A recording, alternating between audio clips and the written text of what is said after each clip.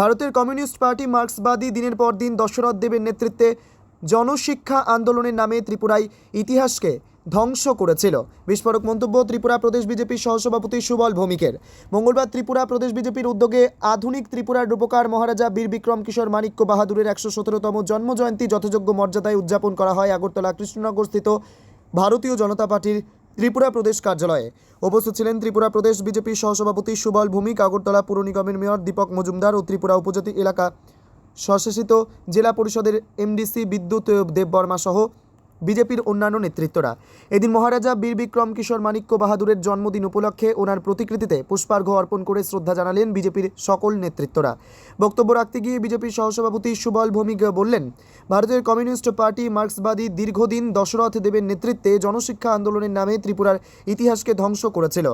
ত্রিপুরায় হাজার বছরের ইতিহাস আছে। ত্রিপুরার সেই ইতিহাসকে তুলে ধরেছিলেন মহারাজা বীর বিক্রম কিশোর মাণিক্য বাহাদুর। আজ ত্রিপুরার নামকরণ হয়েছে মহারাজা বীর বিক্রম কিশোর মাণিক্য বাহাদুরের জন্যই। আধুনিক ত্রিপুরার রূপকার তিনি। ত্রিপুরা থেকে বিক্রম কর্মকারের report, crime press Bengal news.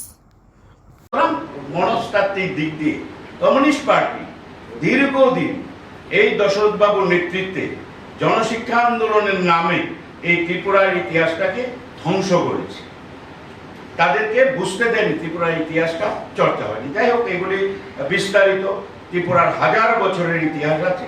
এখানে রাজা মহারাজারা অত্যন্ত দয়ালু এবং তখনকার সময়ে আগরতলা পৌরসভা, আমাদের এখানে মেয়র আছেন, ভারতবর্ষের মধ্যে প্রাচীন পৌরসভা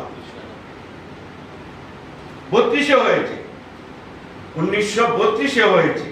তখন আগরতলা শহর, আমরা এখন গেলে আজকের জেনারেশন বুঝতে পারে না, রাজবাড়ি থেকে বেরিয়ে এই শহরকে এত সুন্দর সাজিয়েছিল যে একটা মানুষকে গায়ে রৌদ্রের তাপ বা রৌদ্রের আলো পড়বে না, এমন ভাবে বারান্দা রেখে মার্কেট করেছেন।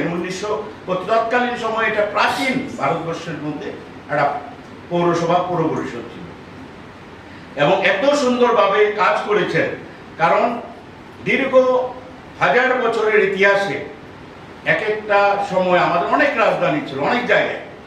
আমাদের রাজধানী কাছাড়ে ছিল, আমাদের রাজধানী ধর্মনগরে ছিল, আমাদের রাজধানী অমরপুরের রাঙ্গামাটিতে ছিল, আমাদের রাজধানী উদয়পুরে ছিল, আমাদের রাজধানী পুরান আগরতলাতে ছিল, আমাদের রাজধানী আগরতলা হলো। এক এক রাজার এক এক ডায়নেস্টি পরিবর্তন হলো, রাজধানী পরিবর্তন হলো, আস্তে আস্তে ত্রিপুরাটা ছোট হয়ে গেল।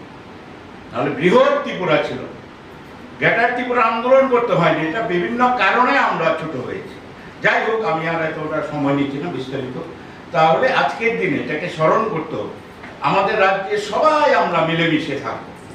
এমন কিছু বিভাজনের কোনো স্লোগান বা রাজনীতিতে আমরা আজকে আমি দেখি, যখন রাজ্যের জনজাতিরা মেইন স্ট্রিমে আসার জন্য যখন তেরঙ্গা হাতে নিয়ে প্রত্যন্ত গ্রামে জনজাতির তেরঙ্গা হাতে নিয়ে ভারতবর্ষের মূল সুতে তাদের দেশাত্মবোধ, তাদের দেশপ্রেম, তাদের জাতীয়তাবোধ, তাদের যে ন্যাশনালিজমটা আমরা দেখি, আমরা সত্যি অভিভূত হয়ে যাই।